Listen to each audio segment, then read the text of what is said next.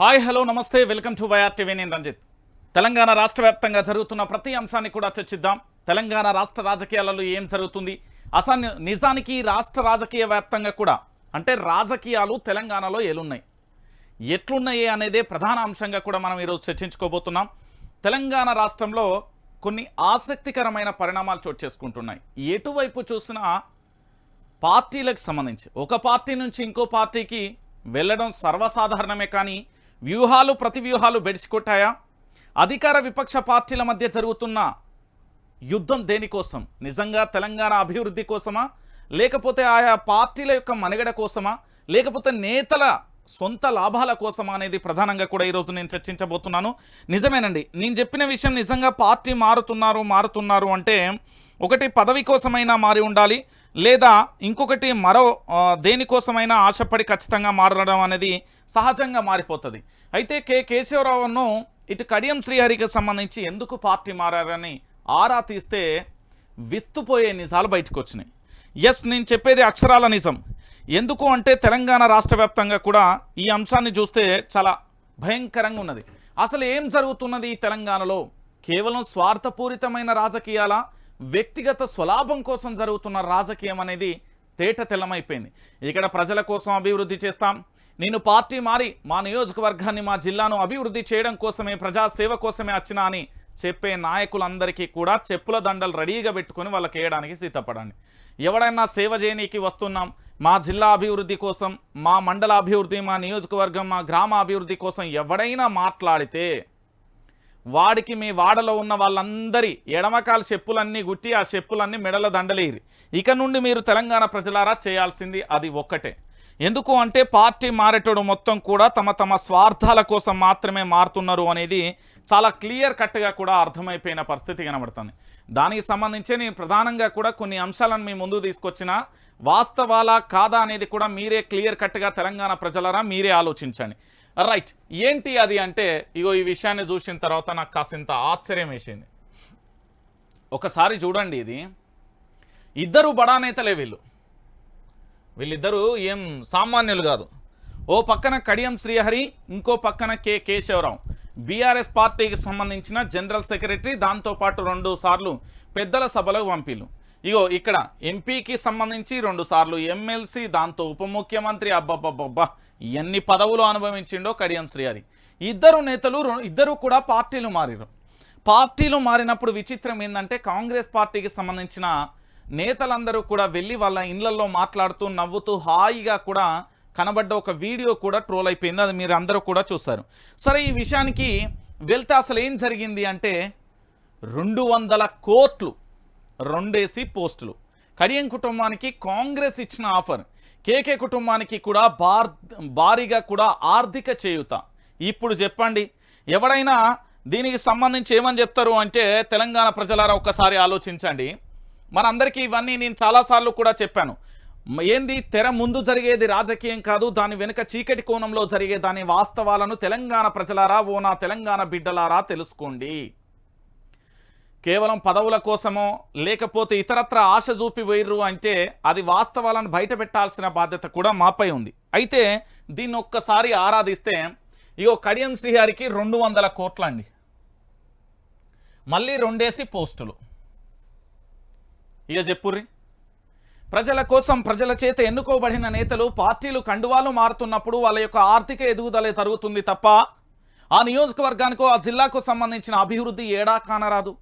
అక్కడ ఉండే పేద మధ్యతరగతి కుటుంబాల ఎదుగుదల కన్ని చూపు మేరలో చూద్దామన్నా కూడా కనిపించని పరిస్థితి. ఇదేమి రాజకీయం అని విస్తుపోతే తెర వెనక జరిగేది ఒకటి, తెర ముందు జరిగేది ఒకటి అనేది క్లియర్ కట్ అర్థమైపోయింది. కడియం శ్రీహరి కావాలని సమయం సందర్భం చూసి కేసీఆర్ను దెబ్బగొట్టిండు, ఇది నిజం. కడియం శ్రీహరి దెబ్బకు నేను నిజంగా చెప్తున్నా, ఏది అదును చూసి వ్యూహాన్ని అమలు చేసి బాణాన్ని విల్లును వదిలి దేని మీద వేట మొదలు పెడతాం కదా, కడియం శ్రీహరి కూడా అట్లనే వేట మొదలు పెట్టాడు. ఏది, ఓ పక్కన ఆరూరి రమేష్లు బీజేపీకి పంపించి దాని తర్వాత నేను పోటీ చేస్తా, నా కూతురు పోటీ చేస్తుందని టికెట్ తీసుకుని ఆ తర్వాత తీరా సమయానికి వచ్చేటాలకు బీఆర్ఎస్ అధినేతకు హ్యాండ్ ఇచ్చిండు. ఇది క్లియర్ కట్. మరి ఇతను పార్టీ మారింది దేనికోసం అంటే ఇప్పుడు పెద్దల సభ ఏంది పార్లమెంటుకోసారి వేయండు, 2 సార్లు ఎమ్మెల్సీ, దాంతోపాటు ఉప ముఖ్యమంత్రి. మరి బీఆర్ఎస్ పార్టీ ఈ నేతకి ఏమైనా తక్కువ చేసిందంటే ఏదీ లేదు. కావాల్సిన తినది ఏది ఇప్పుడు మనం అన్నం తింటాం కదా, తిన్నన్నం అరిగేదాకా ఉండి అరినాక పార్టీ మారారు. ఇంకొక విషయం కూడా బీఆర్ఎస్ పార్టీ అధినేత, బీఆర్ఎస్ పార్టీకి సంబంధించిన వాళ్ళ కార్యకర్తలు, ఆ పార్టీకి సంబంధించిన నేతలు తెలుసుకోవాల్సింది ఏంటంటే మీ పార్టీకి సంబంధించిన వేస్టేజ్ అంటే చెత్త అంతా కూడా డస్ట్బిన్ పోయింది. ఇక నుంచి మీరు నాయకత్వాన్ని రెడీ చేసుకుంటారు, కొత్త నాయకత్వానికి పురుడు పోసుకుంటారు, తెలంగాణ ప్రజల పక్షాన పోరాటం చేస్తారో, ఈ తెలంగాణ ప్రాంతం కోసం మీరు యుద్ధమే చేస్తారో అది మీ ఇష్టం. కానీ ఇతను మాత్రం పార్టీ మారింది మాత్రం 200 కోట్ల రూపాయలకు 2 పదవుల కోసం. ఇది కరెక్ట్, ఇది వాస్తవం, ఇదే నిజం. ఏ రాజకీయ నాయకుడు కూడా అవకాశవాదిగా మారిపోతున్నాడే తప్ప ప్రజలకు అవసరంగా మాత్రం ఏ రాజకీయ నాయకుడు ఏ ఒక్కరు కూడా నాకైతే కనిపిస్తలేరు.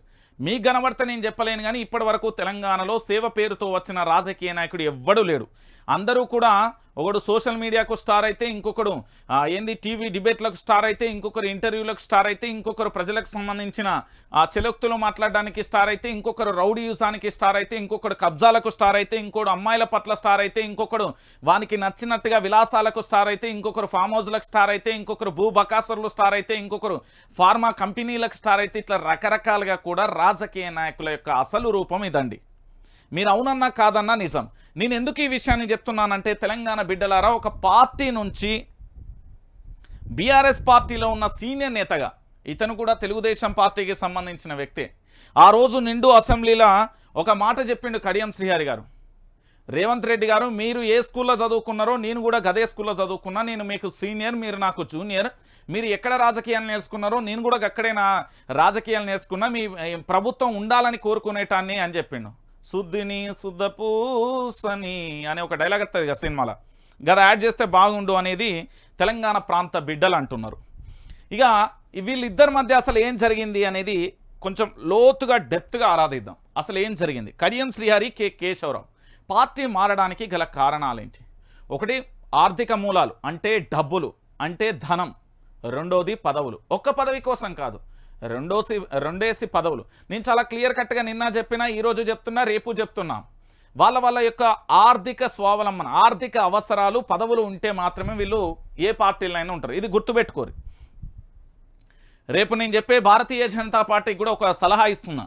ఏంది అంటే ఇలాంటి వాళ్ళని మాత్రం ఈ దరిదాపులోకి రానియకండి. మీ పార్టీలో అద్భుతమైన నేతలు ఉన్నారు, అద్భుతమైన కార్యకర్తలు ఉన్నారు భారతీయ జనతా పార్టీ. గిట్ల అవసరాల కోసం వచ్చేటోళ్ళని మాత్రం పార్టీ కండవ గప్పి రానియకూరి. రైట్, ఇక అసలు విషయానికి ఒకసారి చూద్దాం వీళ్ళు ఏంది అని. 200 కోట్లు 2 పోస్టులు కడియం కుటుంబానికి కాంగ్రెస్ ఇచ్చిన ఆఫర్.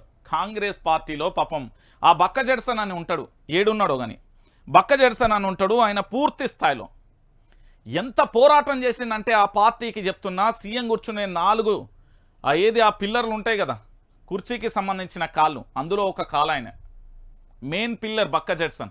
ఆ తర్వాత అడ్వకేట్ శరత్ కుమార్ గారు, తను ఒక మెయిన్ పిల్లర్. దాంతోపాటు గాదే ఎన్నయ్య గారు. చెప్తున్నా కదా, వీళ్ళు నిజంగా కూడా పార్టీ కోసం కాదు ప్రజల కోసం పనిచేస్తున్న నేతలు వీళ్ళు. ఈరోజు ఇతర పార్టీల నుండి వచ్చిన వాళ్లకు 200 కోట్లు పార్టీ జెండా బట్టి, కాంగ్రెస్ జెండా బట్టి రోడ్ల మీద ధర్నాలు చేసి పోలీస్ స్టేషన్కి వెళ్ళి అనేక రకాలుగా ఇబ్బందులు పడ్డ వాళ్లకు మాత్రం ఎలాంటి పోస్టులు లేవు. కేవలం ఇతర పార్టీల నుండి వచ్చిన వాళ్లకు 200 కోట్లు, 300 కోట్లు, 500 కోట్లు, 1000 కోట్లు, దాంతోపాటు 2 పోస్టులు.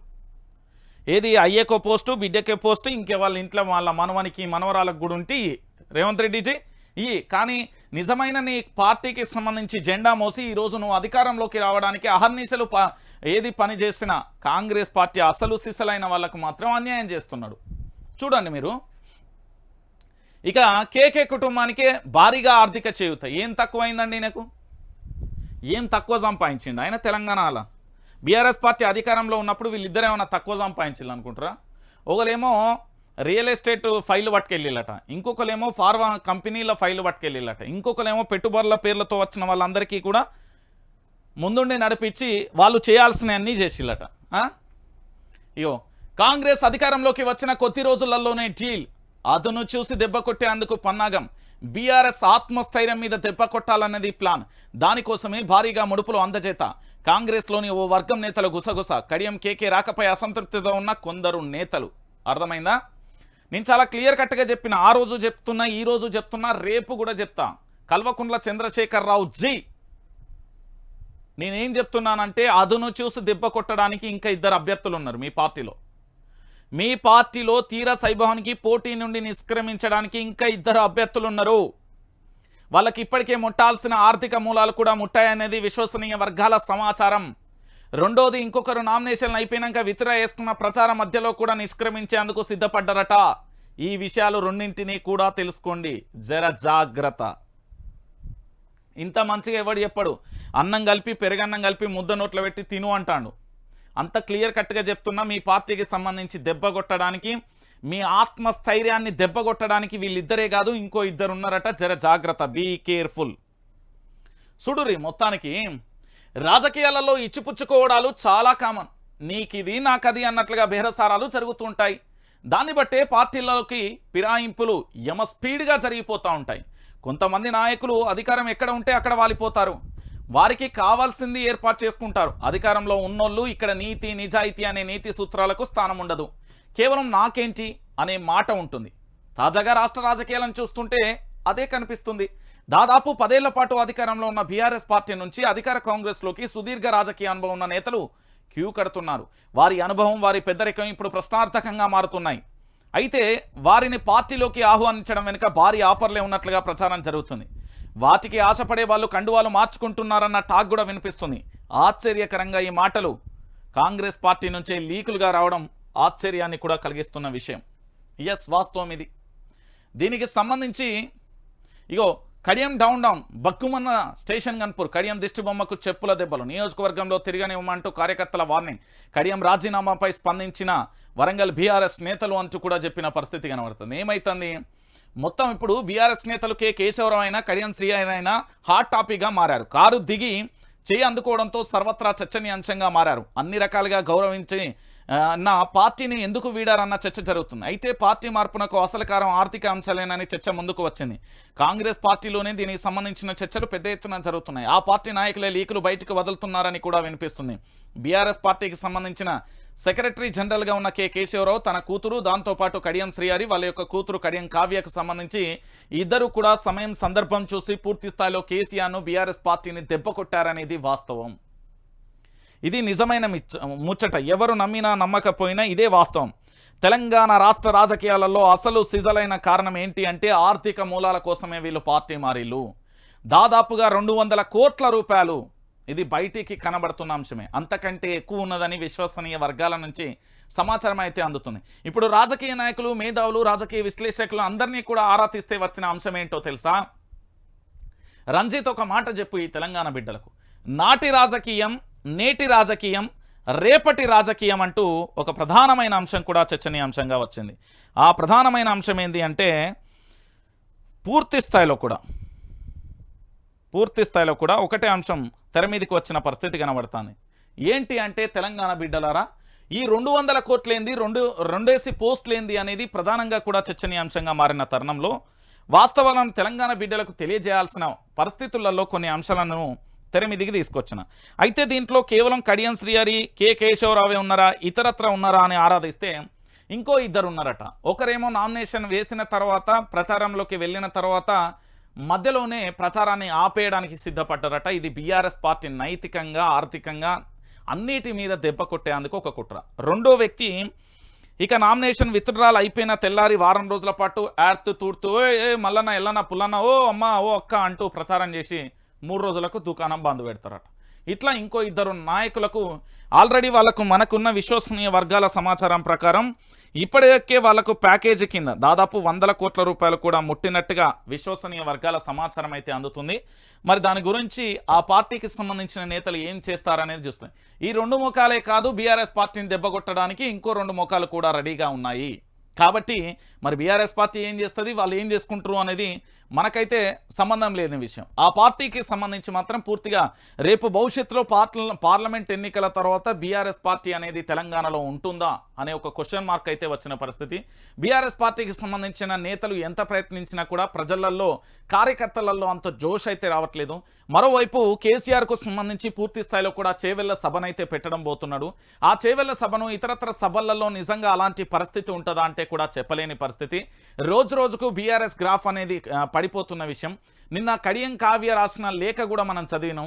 లిక్కర్ స్కామ్లు, అవినీతి, కబ్జాలు, దాంతోపాటు కేసులు, ఇతరత్ర పరిస్థితుల వల్ల మాత్రమే నేను ఈ పార్టీకి రాజీనామా చేస్తున్నా అన్నప్పుడు స్కూల్లో కాక మనం లీవ్ లెటర్ రాస్తే నాకు జ్వరం వచ్చింది, కడుపు నొప్పి లేచింది, కడుపులో నుంచి మరి ఏం తిన్నానో రాత్రి అది బయటకు ఎత్తలేదు అన్న ఎట్లయితే అన్నదో గదే పరిస్థితిలో ఈరోజు బీఆర్ఎస్ పార్టీ మీద ఏంది అంటే క్లారిటీగా, క్లియర్గా, ఓపెన్గా చెంప మీదకి వచ్చినట్టు రాసేసి వెళ్ళిపోతున్నారు. అంటే నాడు పార్టీ ఎట్లుండే, నేడు పార్టీ ఎట్లున్నది, ఎంత దిగజారిపోయిందంటే దానికి నేతలే కారణం. కార్యకర్తలు కరెక్టే ఉన్నారు. మీరు ఒక్కసారి ఆలోచించండి. బీఆర్ఎస్ పార్టీ నుంచి ఇప్పటి వరకు కార్యకర్త అనే వ్యక్తి కండువా మారవాలే, మార్చిందంతా వలసవాదులు. అంటే నాటి తెలుగుదేశమే నేటి బీఆర్ఎస్. ఆ బీఆర్ఎస్ ఉన్న తెలుగుదేశం అంతా చెత్తంతా పోయింది, అదంతా డస్ట్బిన్లకు పోయింది. ఇక మిగిలింది నిజమైన బీఆర్ఎస్. ఇంకొక విషయం ఏంటంటే పాపం కాంగ్రెస్ కార్యకర్తలు నాకు చాలామంది కాల్ చేస్తున్నారు, అన్నా మాకు అన్యాయం జరుగుతున్నదన్నా. చాలామందికి నేను చెప్పిన పాపం ఆ పార్టీకి సంబంధించిన అద్దంకి దయాకర్ కానీ, సామా రామ్మోహన్ రెడ్డి కానీ, దాంతోపాటుగా బక్క జడ్సన్ కానీ, దాంతోపాటుగా ఏది సుజాత కానీ, దాంతోపాటుగా ఆ పార్టీకి సంబంధించిన చాలామంది నేతలు కూడా ఒక ఇబ్బందికరమైన పరిస్థితులలో. ఎందుకంటే నల్గొండ నుండి ఇప్పటికే ఎమ్మెల్యే టికెట్ ఆశించి భంగపడ్డ అద్దంకి దయాకర్ అన్న కావచ్చు, మళ్ళీ ఎమ్మెల్సీ పదవిలో అదే కథ, మళ్ళీ ఇప్పుడు ఎంపీ పదవులలో కూడా అదే పరిస్థితి. మీరందరూ కూడా చూస్తున్నారు. ఈ పరిస్థితులు ఎట్లున్నాయో కూడా మీరు చూసిన పరిస్థితి. ఈ 3 అంశాలు. ఇక మిగతా వాళ్ళు పాపం అహర్నిశలు కష్టపడ్డారు. నిజంగా చెప్పాలంటే బక్క జడ్సన్కు వరంగల్ పార్లమెంటు స్థానాన్ని కాంగ్రెస్ పార్టీ తరఫున ప్రకటిస్తే అసలు తప్పే లేదు, ఇది నిజం. ఇక మొత్తానికి వాళ్ళు కూడా ఇబ్బందికరమైన పరిస్థితి. ఇప్పుడు జోష్లో యమ స్పీడ్లో ఉంది కేవలం మన బీజేపీ మాత్రమే. భారతీయ జనతా పార్టీ తన పని తాను చేసుకుంటూ వెళ్ళిపోతుంది. ఎక్కడ ఎవరికి అంతు చిక్కకుండా తన ప్రయత్నాలు తాను చేస్తూ గ్రౌండ్ లెవెల్లో ప్రచారాన్ని శ్రీకారం దోడుతూ బూత్ లెవెల్ కార్యకర్తలకు సంబంధించి పూర్తిగా కూడా ఇవి సెంట్రల్ ఎలక్షన్స్, వీటికి సంబంధించి వాళ్ళ ప్రచారం మాత్రం వ్యూహాత్మకంగా ఉన్నది అని చెప్పడంలో ఎలాంటి డౌట్ లేదు. ఎట్లున్నది అనేది నేను ఆరాధిస్తే వాళ్ళు ఏం చేస్తున్నారంటే 3 ముఖ్యాంశాలు, ఎక్కువ ఏం చెప్తలేను. మీరు బీజేపీ పార్టీ కార్యకర్త కాకపోయినా, మీరు కాంగ్రెస్ కార్యకర్త అయినా, బీఆర్ఎస్ కార్యకర్త అయినా, రేపు పొద్దుగాల కేంద్రంలో కాంగ్రెస్ వస్తుందా? రాదు. మరి ఎందుకు ఓటేస్తున్నారు? బీఆర్ఎస్కి ఓటేస్తే వస్తుందా? రాదు. మరి ఎందుకు ఓటేస్తున్నారు? బీజేపీకి ఓటేస్తే ఏమవుతుంది? మన ఎంపీలే పార్లమెంట్లో ఉంటే పూర్తి స్థాయిలో మనకు రావాల్సిన నిధులు వస్తాయి, మన వాళ్ళే అందరూ ఉంటారు, పార్టీ సెంట్రల్లో కూడా ఉంటుంది, రేపు భవిష్యత్తులో అవసరమైతే స్టేట్లో కూడా వస్తుంది. సింపుల్ లాజిక్గా వాళ్ళు ప్రచారం చేస్తున్నారు. ఇది ప్రతి ఒక్కరిని కూడా ఆకట్టుకునే విధంగా వాళ్ళు ప్రచార సరళి అయితే కొనసాగింది. ఇక మిగతా 2 పార్టీలకు సంబంధించి ఎక్కడేసినా అక్కడే గొంగడి ఉన్నది. ఓ పార్టీకి సంబంధించిన ఇప్పటికీ నేతల మార్పు, ఇంకో పార్టీ ఏమో అభ్యర్థులకు సంబంధించి ప్రకటనలో తలమూకలైన పరిస్థితి. కానీ క్లియర్ కట్గా భారతీయ జనతా పార్టీ అయితే వెళ్తుంది. ఇప్పుడు వ్యూహాలు మాత్రం చూస్తే ఇప్పటి వరకు సర్వేలు అన్నీ కూడా చూస్తున్నప్పటికీ కూడా అట్లనే ఉన్న పరిస్థితి. ఇప్పుడు బాపు నువ్వే రావాలి, లేకపోతే కేసీఆర్ మళ్ళీ గెలవాలన్నా కూడా అది జీవన్మరణ పోరాటం. ఇప్పుడు కార్యకర్త అనేవాడు పార్టీని ఆదుకుంటాడా లేదా అనేది కూడా ఇప్పటికే వెయిట్ చేయాల్సిన పరిస్థితి అయితే కనబడుతుంది. సో మొత్తానికి వీళ్ళందరూ కూడా వాళ్ళ వ్యక్తిగత స్వార్థాల కోసం మాత్రమే పార్టీ మారిళ్ళు, ఆర్థిక మూలాల కోసమే పార్టీ మారుతున్నారు. కాబట్టి నేను చాలామంది చెప్తున్నా, ఒక మాట చెప్తున్నా, కాంగ్రెస్ కార్యకర్త అయినా, బీఆర్ఎస్ కార్యకర్త అయినా, బీజేపీ కార్యకర్త అయినా, మీరు నేతలు చెప్పే ఉపన్యాసాలకు రెచ్చిపోయే ఒకడి మీద దాడియో, ఒకడి మీద కేసులు పెట్టుడో, లేకపోతే ఏదో జరుగుతుందని మీ నేతను మీరు కాపాడుకోవడానికి పోతే మీ నేత రేపు మిమ్మల్ని కాలుమికెళ్ళి దంతే పోయి బురదల పడితే ఆ రోజు మీ నేత మీ దగ్గరికి రాడు. వాడికి కావాల్సింది ఆర్థిక మూలాలు, పదవులు. దానికోసమే పార్టీలు మారుతారు. బీ కేర్ఫుల్ కార్యకర్త అనేవాడు ఒక ఇంటికి పునాది ఎట్లనో పార్టీకి కూడా పునాది అంతే. కానీ నిన్ను నువ్వు మోసపోకు, నిన్ను నువ్వు నీ ఆత్మ సాక్షిని చంపుకోకు, నీ భవిష్యత్తు ఏందో నువ్వు బలంగా రాసుకో, నీ ఫ్యూచర్ ఏందో నువ్వే రాసుకో. కానీ వీళ్ళని నమ్ముకొని మాత్రం నట్టేట మునుగకు. దయచేసి నీకు విజ్ఞప్తి చేస్తున్నా అన్ని పార్టీల కార్యకర్తలకు నేను చెప్తున్నా కదా. చూడుర్రు ఈరోజు ఆయన నమ్ముకున్న వాళ్ళ పరిస్థితి ఏంది, ఈయన నమ్ముకున్న పరిస్థితి. వీళ్ళు మాత్రం డబ్బులను, పదవులను మాత్రమే నమ్ముకుంటారు అనేది క్లియర్ కట్. ఇకనైనా మారండి. ఇకనైనా మార్పు చెందండి. దయచేసి నేను చెప్తున్న విషయం ఇదే. భవిష్యత్తులో కూడా ఈ తెలంగాణలో ఏదైనా జరగవచ్చు, ఏమైనా కావచ్చు. నేను చెప్పే అంశం ఒక్కటే, ఈరోజు మనం మాట్లాడుకుంటున్నట్టుగా నిజానికి పదవుల కోసమే అంటే పదవుల కోసమే వీళ్ళందరూ కూడా పార్టీలు మారుతారు. అవసరమైతే వాళ్ళ వ్యక్తిగత స్వార్థాల కోసం ఎంత నీచంగా అంటే అంత దరిద్రంగా కూడా దిగజారుతారు. ఒకలేమో 30 సంవత్సరాలు, ఇంకొకరేమో 40 సంవత్సరాలు, ఇంకోడేమో 50 సంవత్సరాల రాజకీయ అనుభవం. అంటే దేనికి రాజకీయ అనుభవం అంటే కేవలం వాళ్ళ వ్యక్తిగత అవసరాల కోసం, వాళ్ళ స్వార్థాల కోసం అనేది మీరు క్లియర్ కట్గా కూడా గుర్తుపెట్టుకోండి. దయచేసి నేను చెప్తున్నా, తెలంగాణ బిడ్డగా చెప్తున్నా, మీ బిడ్డగా చెప్తున్నా, ఏ పార్టీతో సంబంధం లేని బిడ్డగా చెప్తున్నా ఒకటే మాట, మిమ్మల్ని మీరు కాపాడుకోండి. మీ రక్షణే మీకు శ్రీరామ రక్ష. పదవుల కోసం పారిపోయే నేతలను మీరు నమ్మకండి, డబ్బుల కోసం పారిపోయే నేతలను మీరు నమ్మకండి. వాడి అవసరం కోసం వాడు ఏమైనా చేస్తాడు, వాడి అవసరం కోసం మీ దగ్గరికి వచ్చి మీ కాళ్ళైనా మొక్తారు, ఆఖరికి మీ ముడ్డైనా గడుగుతాడు. అలాంటి దుర్మార్గమైన నీచ నికృష్ట రాజకీయ నాయకులు ఉన్నారు. Be careful, be alert. అంతే, ఇంతకంటే నీచుల గురించి నేను ఎక్కువ చెప్పా. ఇక దాంతోపాటుగా ఇంకొక ప్రధానమైన అంశం మీ అందరికీ తెలిసిందే.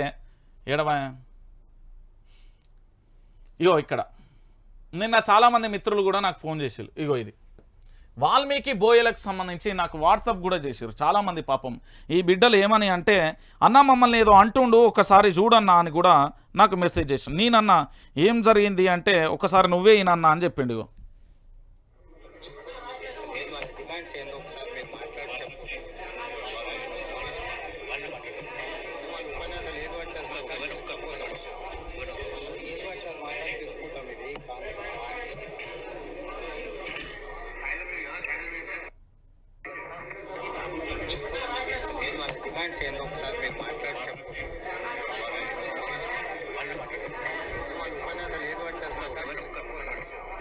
వీళ్ళు వాల్మీకి బోయలండి. తెలంగాణ ప్రాంతంలో చాలామందికి తెలుసు. వాల్మీకి బోయలతోని భేటీ సందర్భంగా రాష్ట్ర ముఖ్యమంత్రి, కాంగ్రెస్ పార్టీ రాష్ట్ర ముఖ్యమంత్రి ఎవరు యనుమల రేవంత్ రెడ్డి గారు మాట్లాడిన మాట ఏంటి అంటే, వాల్మీకి బోయలను కించపరిచిన సీఎం రేవంత్, వాళ్ళు ఏది పడితే అది మాట్లాడుతున్నారంటూ వ్యాఖ్యలు. ఉపన్యాసాలు వద్దు, స్ట్రైట్ పాయింట్ కావాలి. వాళ్ళు ఏది మాట్లాడితే అది మనం వినడానికి మనం ఏం కార్యకర్తం కాదు, మన పార్టీకి సంబంధించిన సీఎం ఎంతసేపు టైం వేస్ట్ వద్దు అంటూ కూడా ఆయన చెప్పిన పరిస్థితి కనబడ్డది. ఏమన్నాడు, వాళ్ళు ఏది పడితే అది మాట్లాడతారు, వ్యాఖ్యలు. సీఎం తీరుపై సర్వత్రా విమర్శలు. వాల్మీకి బోయలను సీఎం రేవంత్ రెడ్డి కించపరిచారు. వాల్మీకి బోయలతో ముఖ్యమంత్రి శుక్రవారం భేటీ అయ్యారు. ఈ సందర్భంగా ఆయన చేసిన వ్యాఖ్యలు తీవ్ర దుమారం రేపుతున్నాయి. ప్రసంగానికి ముందు సహచర మంత్రి జూపల్లితో మాట్లాడుతూ వాళ్ళ డిమాండ్స్ ఏంటో మీరు చూడండి, వాళ్ళు ఏది పడితే అది మాట్లాడితే కుదరదు అంటూ కూడా చెప్తున్న పరిస్థితి కనబడ్డది. అంటే తెలంగాణ బిడ్డలారా దయచేసి ఆలోచించండి. తెలంగాణ రాష్ట్ర వ్యాప్తంగా కూడా సారు మాట్లాడేది ఏంటంటే, మన వాల్మీకి బోయల బిడ్డలకు సంబంధించాట మనం అట ఉపన్యాసాలను ఇస్తానమాట, మనం ఏది పడితే అది మాట్లాడుతున్నామట. పాపం సీఎం సార్కు వినడానికి ఇబ్బంది అవుతుందట. ఆయన మన సమస్యలు పరిష్కరించడానికి అక్కడ సమావేశం పెడతాడు. అలాంటి సమావేశాలట మనం ఏది పడితే అది మాట్లాడతామంటూ వాల్మీకి బోయలను సంబంధించి వాళ్ళని ఇబ్బంది పెడుతున్న ఇష్టానుసారంగా వీళ్ళ మీద నోరు వారేసుకున్నాడు రాష్ట్ర ముఖ్యమంత్రి రేవంత్ రెడ్డి. మరి ఈ ముఖ్యమంత్రి రేవంత్ రెడ్డిని మనం ఏమందాం? ఈరోజు వాల్మీకి బోయల బిడ్డలకు సంబంధించి ధర్నా చేయమని చెప్తామా, రాస్తోరోకలు చేయమని చెప్తామా, రేవంత్ మీద నిరసన వ్యక్తం చేయమని చెప్తామా, లేకపోతే మమ్మల్ని కించపరిచిల్లు అని ధర్నాలు చేయమందామా, లేకపోతే ఈ రాష్ట్ర ముఖ్యమంత్రి వద్దు రాజీనామా చేయమని చెప్తామా, లేకపోతే వాల్మీకి బోయలకి ఇంత చిన్న చూపు చూసిండు అని అందామా, లేకపోతే ఏది మాట్లాడితే అది మాట్లాడుతుందంటే మేమేమన్నా పిచ్చోళ్ళమా, లేకపోతే ఏది మాకు స్పృహ లేకుండా మాట్లాడుతున్నామని ఆయనతో గొడవ దిగుదామా? ఏంది ఈ రాష్ట్ర ముఖ్యమంత్రికి ఒక స్ట్రైట్గా అడిగితే ఈ రాష్ట్ర ముఖ్యమంత్రికి దేని మీద అవగాహన లేదు అనేది క్లారిటీ. సహచర మంత్రికి ఇచ్చేందుకు నువ్వెందుకు ముఖ్యమంత్రి పదవి? నీ దగ్గరికే వచ్చి సమస్య పరిష్కారం కోసం వస్తే నువ్వేమో సహచర మంత్రికి ఇచ్చి వాళ్ళు ఏది పడితే అది మాట్లాడుతున్నారు, ఉపన్యాసాలు వినడానికి రాలేదు అంటే అంత ఓపిక లేనోడు నువ్వు ముఖ్యమంత్రి పదవి ఎందుకు చేస్తున్నావని అడగద్దా? ఒక్కసారి ఆలోచించు తెలంగాణ బిడ్డలారా. వాల్మీకి బోయలను ఈరోజు సారు కించపరిచేయండి. ఇక వీళ్ళదో కథ. 5,575 కోట్లు రైతు బంధు వేశాం. సీఎం డిప్యూటీ బట్టి విక్రమార్క 2 రోజులలో ఆర్థిక సాయం చేస్తాం. పంట నష్టంపై మంత్రి తుమ్మల 10,000 ఇస్తామని ప్రకటన. కొంచెమన్నా ఈ ఇద్దరు మంత్రులకు మాట్లాడడానికి కనీసం ఆ నోరెట్లొస్తుందో నాకు అర్థమవుతలేదు. అయ్యా రాష్ట్ర డిప్యూటీ మంత్రి బట్టి విక్రమార్క గారు, అయినా తుమ్మల నాగేశ్వరరావు, మీ ఇద్దరిని నేను ఏం చేస్తా అంటే మీ కార్లో పోదాం అంటే మీ కార్లో పోదాం, లేదా ఆటోలో పోదాం అంటే ఆటోలో పోదాం, బస్సులో పోదాం అంటే బస్సులో పోదాం. మీరు ఏ జిల్లా పేరు చెప్తారో ఆ జిల్లాకు వస్తా. ఇప్పటి వరకు మీరు వేసిన రైతు బంధు మొత్తం పడలేదు. Be careful. నేను చెప్పేది నేను మంచిగా చెప్తున్నా, మాటలతో చెప్తున్నా, నేను బరాబర్ చెప్తున్నా. రైతులకు మీరు ఇప్పటి వరకు రైతు బంధు వేయలే బిడ్డలారా. అన్నీ ఊపదంపుడు ఉపన్యాసాలు మీ నోరికి ఏదొస్తే అది మాట్లాడకండి. మీరు మంత్రి పదవులు ఉన్నా సీఎం ముఖ్యమంత్రి పదవి ఎవడున్నా కూడా నేను ఓటర్ను నేను అడుగుతా, బరాబరి అడుగుతా అంటుంది తెలంగాణ సమాజం. ఏం సమాధానం చెప్తారు? వీళ్ళట 5,575 కోట్లు రైతు బంధు ఎవరికి వేసినో చూపెట్టు. కొంతమందికి వేసి అయిపోయిందా? మొత్తం మిగతా రైతులకు వేయవా? మిగతా రైతుల పరిస్థితి ఏంది ఈ తెలంగాణలో? మిగతా రైతుల పరిస్థితి ఏంది ఈ తెలంగాణలో? కేవలం 5,575 కోట్లు వేసినంత మాత్రాన అయిపోతుందా? 60 లక్షల మంది రైతులు, ఒక్కరు కాదు ఇద్దరు కాదు కదా, చాలామందికి పడలే. రైతులు ఆందోళన వ్యక్తం చేస్తున్నారు. రోజు 1 లక్ష తక్కువ 1000 కాల్స్ వస్తున్నాయి. 1000 కాల్స్ వస్తున్నాయి. అన్నా రైతు బంధు వల్లే, అన్నా రైతు బంధు వల్లే, అన్నా రైతు బంధు వల్లే అని. ఏమనుకుంటున్నారు? ఏమైనా ఇంట్లో బూజు దులిపినట్టు ఓ 2 వ్యాఖ్యలే అనగానే అయిపోతుంది అనుకుంటారా? You are a deputy CM అండి మీరు. ఆయన మినిస్టర్, ఇంకో ఆయన. ఇద్దరు ఖమ్మం జిల్లాకు సంబంధించిన నేతలే. ఇజ్జత్ పోతుంది మీరు మాట్లాడుతుంటే. నాకే సిగ్గు అనిపిస్తుంది. అరే నాయన, ఓ పక్కన రైతులందరూ రైతు బంధు వాళ్ళే అంటే 5,575 కోట్లు వేసినామంటే మీ ఇంట్లోకి వెళ్ళేసిలా, మీ నట్టింట్లోకి వెళ్ళేసిలా, దేంట్లోకి వెళ్ళేసిలా మీరు? కొంచెం అన్న సోయి లేకుండా మాట్లాడితే ఇక ఏమనాలి? ఏమనాలి? ఒకసారి మీరే ఆలోచించురి. ఏం జరుగుతున్నది ఈ తెలంగాణలో? ఏమైపోతున్నది ఈ తెలంగాణలో? రైతులకు రైతు బంధు వేసినామని వీళ్ళు ఇచ్చే ఉపదంపుడు ఉపన్యాసాలు. 5,575 కోట్ల రైతు బంధు వేసిల్లట. ఇంకేయలే స్వామి, రైతులందరూ కన్నీరు పెట్టుకుంటున్నారు. జర అలా పైసలట వీళ్ళు చెప్పే ముచ్చట్లు ఇవన్నీ. ఇక అన్నదాతలకు అండగా రైతుల దగ్గరికి కేసీఆర్. రేపు జనగామ, సూర్యాపేట, నల్గొండ జిల్లాలో గులాబీ బాస్ పర్యటన. నీళ్లు లేక ఎండిపోయిన పంట పొలాలను క్షేత్రస్థాయిలో పరిశీలించనున్న కేసీఆర్. ఫస్ట్ జనగామకి ఎందుకు పోతుందంటే, జనగామల కేసీఆర్ దోస్తులు చాలా మంది ఉన్నారు. గత ఎన్నికల సందర్భంగా కూడా కేసీఆర్ చెప్పిండు, మీ అందరికీ తెలిసిన విషయమే. అక్కడ చాలామంది పంటలు కూడా ఎండిపోతున్నాయి. ఇప్పటికే ఒక యువ రైతు ఆత్మహత్య చేసుకున్నారు, 4-5 ఆత్మహత్య చేసుకున్నారు. ఏది బచ్చన్నపేట ఆ సరౌండింగ్ ఏరియాలలో ఇవన్నీ జరుగుతున్న విషయం మీ అందరికీ తెలిసిన విషయమే. ఈరోజు రేపు అందుకోసమే క్షేత్రస్థాయిలో కూడా వెళ్తున్న పరిస్థితి కనబడుతుంది. గులాబీ బాస్ బయలుదేరిండి అనగానే మేము ఏంది పూర్తి స్థాయిలో కూడా ప్రజలకు మేము అన్ని రకాలుగా కూడా సాయం చేస్తామంటే చెప్తున్నారు. ఇప్పుడు చెప్తున్నారు కాంగ్రెస్. ఇగో చూడు రే, మీరు ఎక్కడో వచ్చే కరువు మీద ఏనో కనబడ్డది ఇప్పుడే. ఇగో పంట నష్టంపై మంత్రి తుమ్మల 10,000 ఇస్తామని ప్రకటన. చెప్పలే, ఈయన బయలుదేరితేనే వీళ్ళకి సోయెత్తది, ఈయన బయలుదేరితేనే వీళ్ళకి సిగ్గెత్తది, ఈయన బయలుదేరితేనే వీళ్ళకు స్పృహ వస్తుంది, లేకపోతే అప్పటి వరకు రాదు. ఉండాలి రాజకీయ నాయకులు, ఒకరు విపక్షం గట్టిగా ఉండాలి. అందుకే నేను Bharatiya Janata party, BRS party, ఇంక విపక్ష పార్టీలు ఎవరినెవరో చెప్పురు మిమ్మల్ని జాకీ కాదు ఇంకేదైనా తెచ్చి లేపుతాను. విపక్షం అనేది ఎంత స్ట్రాంగ్గా ఉంటే ప్రభుత్వం అంత మంచిగా పనిచేస్తుంది. నాకు ప్రభుత్వం పనిచేయాలి, ప్రభుత్వం ఉండాలనే కోరుకుంటా, ప్రభుత్వానికి సంబంధించి ప్రజలకు అనుకూలంగా పనిచేయాలనే కోరుకుంటా. కానీ విపక్షం ఎంత స్ట్రాంగ్గా ఉంటే అంత గట్టిగా పనిచేస్తుంది ప్రభుత్వం. నాకు తెలిసిన ఫిలాసఫీ ఇది, మీరు ఇంకేమన్నా అనుకోరు కానీ. సో మొత్తానికి రేపైతే రంగంలోకి గులాబీ బాస్ అయితే రంగంలోకి దిగుతుండు, అరంగేట్రం అయితే చేస్తుండు. మరి ఏం జరుగుతుంది అనేది బిగ్ ట్విస్ట్, ఏదైనా జరగవచ్చు అనేది వాళ్ళ పార్టీ కార్యకర్తలు అయితే చెప్తున్నారు. మరి ఇక సికింద్రాబాద్ ఈ పంచాయతీ ఇప్పట్లో ఉడవట్లే. ఇప్పటికే ఈ పార్టీకి సంబంధించి బొంతు రామ్మోహన్కు సంబంధించి ఇస్తామని చెప్పారు. సికింద్రాబాద్ పెద్దపల్లి కాంగ్రెస్ టికెట్లో మార్పు. గడ్డం వంశీ, దానం నాగేంద్రపై పునరాలోచన. వంశీని తీవ్రంగా వ్యతిరేకిస్తున్న స్థానిక నాయకులు. ఒకే కుటుంబానికి 3 పదవులు అన్న నినాదం. అవకాశం ఇవ్వాలంటున్న మాదిగ సామాజిక వర్గం. దీంతో వంశీని తప్పించే యోచనలో కాంగ్రెస్. దానం నాగేందర్ పైన కాంగ్రెస్ శ్రేణులలో అసంతృప్తి. మార్చాల్సిందేనని పట్టుబడుతున్న నాయకులు. ఎమ్మెల్యే పదవికి రాజీనామా చేయని దానం అదే కండిషన్తో పార్టీలోకి తీసుకున్న కాంగ్రెస్.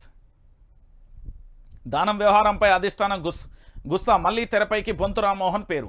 చెన్నూరు ఎమ్మెల్యే వివేక్ వెంకటస్వామి తనయుడు గడ్డం వంశీ రాజకీయ ఆకాంక్షలు ఇప్పుడిప్పుడే నెరవేరేలా కనబడటం లేదు. ఆయనకు కేటాయించిన పెద్దపల్లి ఎంపీ టికెట్ను మరొకరికి ఇచ్చేందుకు కాంగ్రెస్ పార్టీ రెడీ అయినట్లుగా తెలుస్తుంది.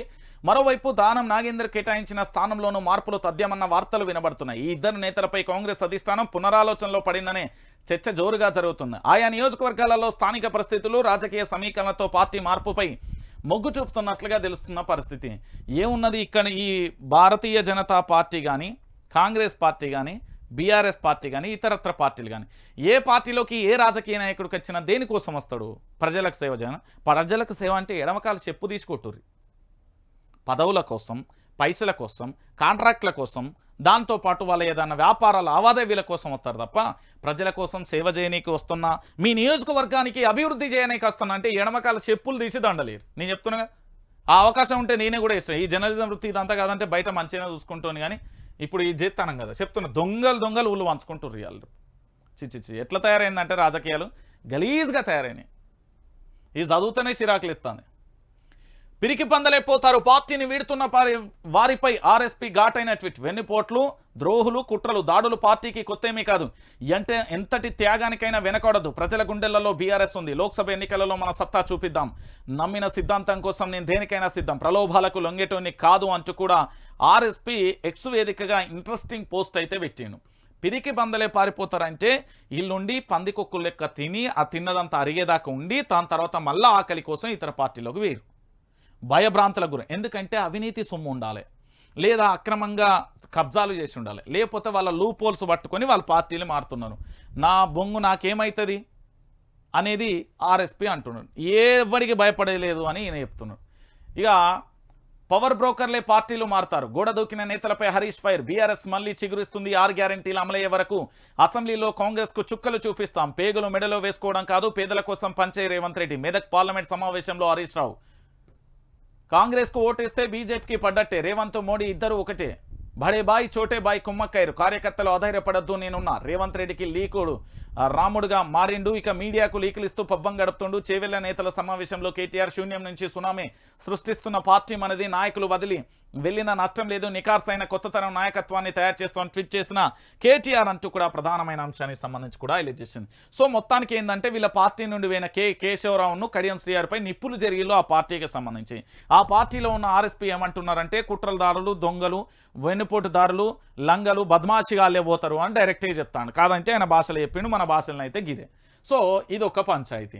ఇక దాంతోపాటుగా మొత్తానికి ఇక బోనస్ పోరు. ధాన్యానికి 500 బోనస్ అమలు చేయాలని నిజామాబాద్ జిల్లా భీమ్గల్లో రైతులతో ధర్నా చేస్తున్న మాజీ మంత్రి వేముల అంటూ కూడా మరో అంశానికి సంబంధించి కూడా హైలైట్ చేసిన పరిస్థితి. రైతులను మోసం చేస్తున్న కాంగ్రెస్ గ్యారంటీలను అమలు చేయాల్సిందే, లేకపోతే ఎన్నికలలో ఓట్లు అడగద్దు. మాజీ మంత్రి వేముల ప్రశాంత్ రెడ్డి. ప్రభుత్వం స్పందించాలి. ఏంది అంటే వాళ్ళు ఇచ్చిన గ్యారంటీలలో ఇది కూడా ఒకటి ఉన్నది. రైతులకు సంబంధించి పూర్తి స్థాయిలో కూడా వాళ్ళు ఏం చేస్తా అన్నారంటే వాళ్ళకు రైతులకు న్యాయం చేస్తా, బోనస్ ఇస్తామని చెప్పి ఇయ్యమని పంచాయతీ మొదలు పెట్టిండు మాజీ మంత్రి. ఇక దానితో పాటుగా ఇంకొక ప్రధానమైన అంశం ఏంది అంటే బీఆర్ఎస్ ప్రజల పార్టీ అంటూ కూడా కేశవరావు సిగ్గుండాలి చెప్పనీకి అనేది వాళ్ళు అంటున్న పరిస్థితి కనబడుతుంది. ఎందుకంటే పార్టీ మారుతున్న తరుణంలో మళ్ళీ ఈ లంగముచ్చట్లు ఎవరిని నమ్ముతాడు? కళ్ళల్లో నీళ్ళంటే ఎక్కడ వన్నేకి అన్నీ ఏంది అంటే ఈ డైలాగులన్నీ దేని అంటే అన్ని లంగ మాటలు, లంగ కన్నీళ్ళు ఇవన్నీ నేను చెప్తున్నా కదా. ఇక దాంతోపాటు తెలంగాణ ప్రజలారా మళ్ళొక్కసారి చెప్తున్నా, గుర్తుపెట్టుకోరి. మీరు గుర్తుపెట్టుకోవాల్సిన అవసరం కూడా ఉన్నది. మీకోసం నేను పనిచేస్తా, నా కోసం మీరు ఒక పని చేయరు. ఇగో 9908572666 అనే నెంబర్కి గూగుల్ పే, ఫోన్పే అన్ని రకాలుగా కూడా ఆర్థిక సహాయాలు అందించండి. ఎందుకంటే భవిష్యత్తుకు భరోసానిచ్చే నిజమైన వార్తలు చెప్పడానికి, నికార్సైన వార్తలు చెప్పడానికి భరోసాని ఇచ్చే నేను ఖచ్చితంగా కూడా మీ సహకారం కావాలి. తెలంగాణ ప్రజలందరూ కూడా సపోర్ట్ చేయాల్సిన బాధ్యత కూడా మీపై ఉంది.